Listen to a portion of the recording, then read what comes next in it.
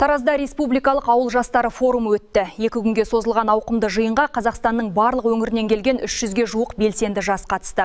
Форум ауыл жастарының көшбасшылық қабілетін дамытуға, тәжірибе алмасуға және өңірлер арасындағы байланысты нығайтуға бағытталды. Еліміздің түкпір-түкпірінен келген белсенді жастар 2 күндік алаңда тәжірибе алмасып, жаңа идеяларын ортаға салуға мүмкіндік алды. Форумның алғашқы күні қатысушыларды таныстыру мен ынтымақтастықты нығайтуға бағытталды. Делегаттар тимбилдинг ойындарына қатысып, шығармашылық кеште өз өңірлерінің ерекшелігін таныстырды.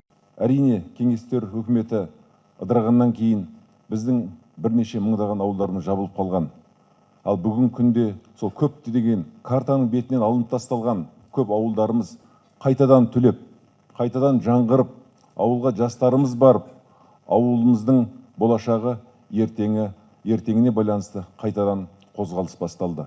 Бұл дегеніміз жалпы еліміздің экономикасының дамып келе жатқаны, жалпы еліміздегі адами капиталдың күшейіп келе жатқандығының белгісі. Форум барысында қатысушылар үшін білім беру және мотивациялық алаңдар ұйымдастырылды. AI Education Talks секциясында жасанды интеллекттің мүмкіндіктері мен білім беру саласындағы жаңа тәсілдер талқыланса, Business Talks алаңында кәсіпкерлік бастамаларды жүзеге асыру жолдары сөз болды. Ал Motivation Talks кездесулерінде танымал спикерлер табысқа жету тәжірибесімен бөлісті. Жалпы айтқан кезде соңғы бір жылдың ішінде жастар қанаты 1064 экологиялық, мәдени, спорттық, патриоттық, білім беру және әлеуметтік маңызы бар іс-шараларды ұйымдастырды.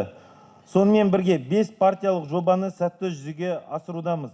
Оннан астам ірі жастар бастамаларына серпін берілді. Ұйымдастырушылардың мәліметінше, форум қарсаңында еліміздің 19 өңірінде ауыл жастарына арналған аймақтық кездесулер өткен. Оған жалпы саны 3000-нан астам жас қатысып, цифрландыру мен жасанды интеллект бағытында арнайы семинарлардан өткен. Нұрдәулет Мұсаң, Сартлеп берген Айдос Қыстаубек, Қордай 24 News.